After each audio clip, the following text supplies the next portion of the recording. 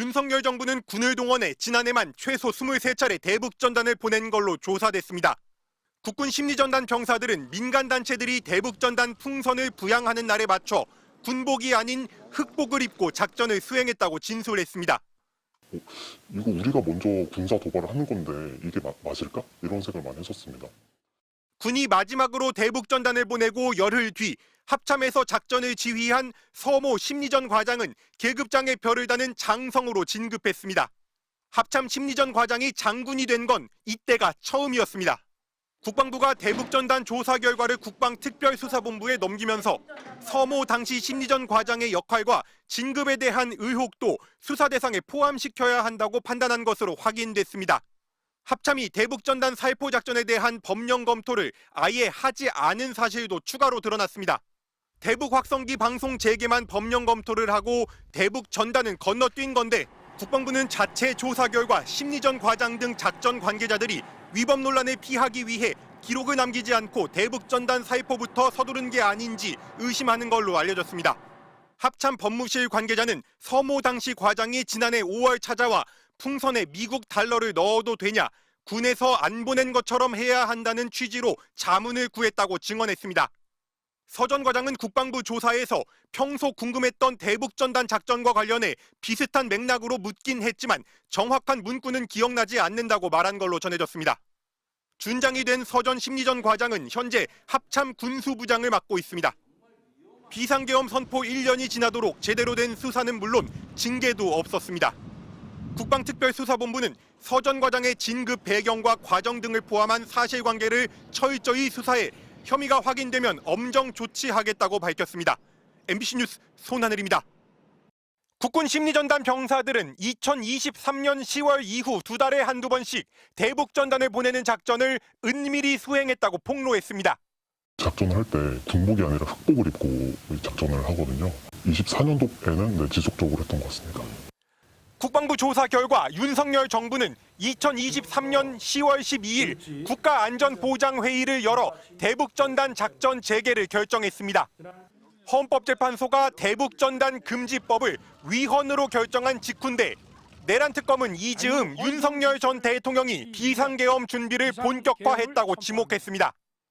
2023년 11월 8일 신원식 당시 국방장관은 6년 넘게 중단했던 대북전단 살포를 지시했고 2024년 2월부터 비상계엄 선포 18일 전까지 군은 최소 23차례 대북전단을 날려보냈습니다. 평양과 원산을 비롯한 북한 주요 도시와 군부대 등 35곳이 표적이 됐습니다. 군의 개입을 감추기 위해 모든 보고와 승인은 보안폰을 이용했고 대북전단 작전 부대들은 매달 관련 기록도 삭제한 것으로 조사됐습니다. 북한이 오물풍선으로 맞대응하자 윤석열 전 대통령은 이를 빌미로 무인기를 보내고 원점 타격까지 준비하며 도발을 유도했다는 게 특검팀의 결론입니다.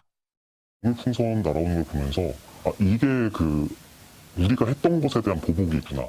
폭탄이 아니라 오물풍선이 날아온 게 어쩌면 다행이라는 생각도 들었고요. 신원식, 김용현 두 국방장관은 국군 심리전단에 격려금을 주며 대북전단 살포를 독려했습니다. 국방부 특별수사본부는 대북전단 작전 재개 결정 과정과 비상계엄 선포와의 관련성 등을 추가로 수사할 방침입니다. MBC 뉴스 손하늘입니다. 2024년 5월 28일 북한의 오물풍선 260여 개가 광화문 정부청사는 물론 전북 무주와 경남 거창에까지 떨어졌습니다. 당시 정부는 북한이 민간단체의 대북전단 살포에 대한 맞대응한 거라고만 설명했는데 이보다 앞서 군 당국이 직접 북한에 전단을 날려보냈다는 내부 폭로가 나왔습니다. 작전 지시를 처음 받았을 때 이거 해도 되는 건가? 이런 생각을 많이 했었거든요. 오물풍선 날아오는 걸 보면서 이게 우리가 했던 것에 대한 보복이구나. 국군 심리전단 병사들은 2023년 10월 이후 2024년 12월까지 두 달에 한두 번씩 대북전단을 보내는 작전을 수행했다며 특히 민간단체들이 대북전단 풍선을 부양한 날에 맞췄다고 털어놨습니다. 헌법재판소가 대북전단 살포 금지법을 위헌이라고 결정한 직후부터인데 군인 신분을 감추기 위해 은밀하게 진행했다고 합니다. 작전을 할 때 군복이 아니라 흑복을 입고 작전을 하거든요. 24년도에는 지속적으로 했던 것 같습니다. 비상계엄 선포 직전까지 이처럼 많게는 하루에 100개의 대북전단 풍선이 북한으로 넘어갔고 북한은 그때마다 각종 쓰레기를 담은 오물풍선을 내려보내며 위협했습니다.